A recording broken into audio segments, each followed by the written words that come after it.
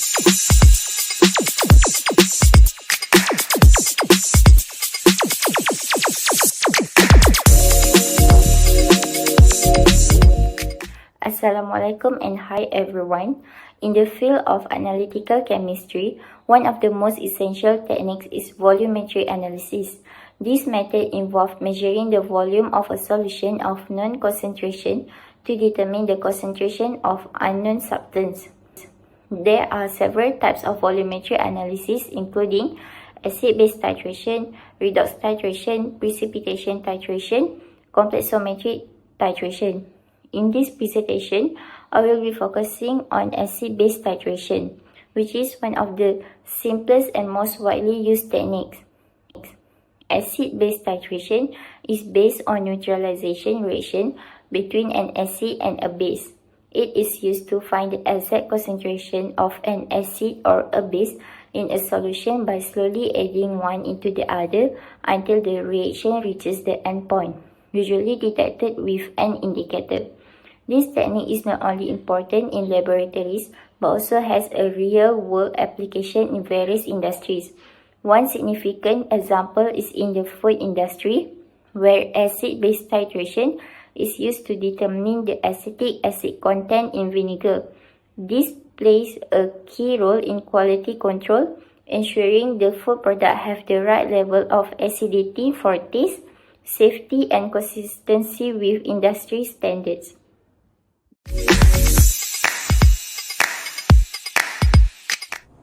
In this experiment, we'll apply the concept of acid-base titration, which is a type of volumetric analysis used to determine the concentration of an unknown acid or base through a neutralization reaction. In this case, the acid is acetic acid found in vinegar and the base is sodium hydroxide, which is a strong alkali with a known concentration. This is the chemical equation for the reaction. This shows that 1 mole of acetic acid reacts with 1 mole of sodium hydroxide to form sodium acetate and water. This is a 1-to-1 mole ratio reaction, meaning for every mole of acid, exactly 1 mole of base is required for complete neutralization. To detect the endpoint of the titration, we use phenolphthalein as the indicator. Phenolphthalein is the colorless in acidic solutions, but it turns faint pink in basic conditions. When the pink color persists for at least 30 seconds, the endpoint is considered reached, indicating that the acid has been fully neutralized by the base. By measuring the volume of NaOH used and knowing its concentration, we can calculate the number of moles of NaOH that reacted. Using the balanced equation and the 1-to-1 mole ratio, we can determine the concentration of acetic acid in the vinegar sample. This method is commonly used in the food industry, especially in vinegar production, to control the acidity level of the product. Maintaining the correct concentration of acetic acid ensures consistent taste, shelf life, and compliance with food safety standards.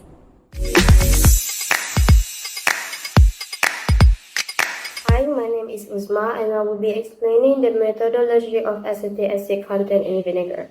So first of all, I want to talk about the apparatus and the material for this application, which are burette 50 ml, conical flask 250 ml, pipette 10 ml and pipette filler, white tiles, beaker, funnel, sand and clamp, distilled water, sodium hydroxide solution, known concentration 0.1 mole over volume, vinegar sample, acetic acid solution, and phenolphthalein indicator.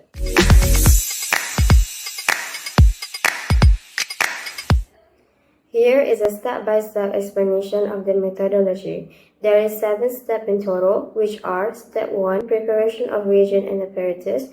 Ensure all glassware is clean. Rinse and burette with sodium hydroxide solution, the pipette with vinegar, and the conical flask with distilled water. Fill the burette with the standard sodium hydroxide solution and record the initial volume. Step 2, measuring the vinegar sample. Using a pipette and pipette filler, measure exactly 10 ml of vinegar and transfer it into a 250 ml conical flask. Add 2 to 3 drops of phenolphthalein indicator into the vinegar solution.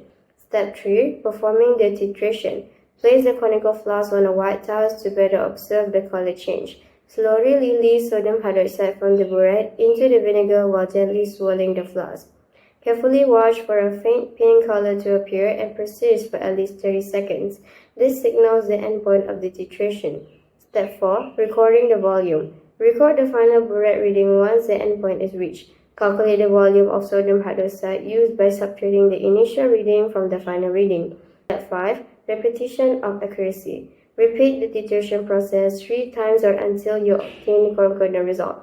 This ensures the accuracy and reliability of the result. Step 6. Data analysis. Calculate the number of moles of sodium hydroxide used. Since the reaction follows a 1:1 mole ratio, use this to find the number of moles of acetic acid in the vinegar. Finally, determine the concentration of acetic acid using the formula concentration is equal to mole over volume. Step 7. Application. This procedure is widely applied to the food industry, especially in vinegar production, to ensure the acidity level is within acceptable standard for taste, preservation, and quality control. I think that's all from me. Thank you.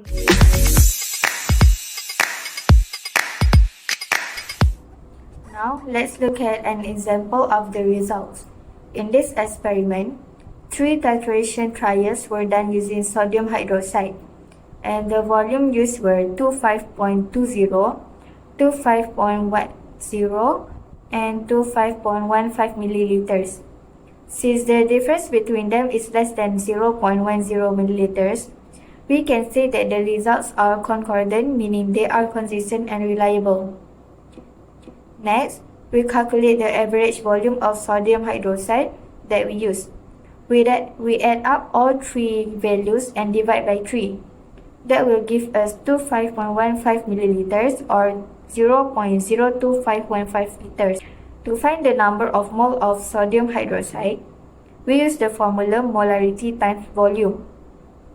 That is 0.00 molar times 0.02515 liters, which equals 0.002515 moles. Since the reaction between acetic acid and sodium hydroxide has a 1:1 mole ratio, the number of moles of acetic acid is also 0.002515. Then we calculate the concentration of acetic acid in the vinegar. We divide the moles by the volume of vinegar used, which was 10.00 milliliters or 0.01000 liters. The result is 0.2515 molar. So the concentration of acetic acid in this vinegar sample is 0.2515 mole per liter. This shows how titration can be used to determine acidity, which is important for quality control in the food industry.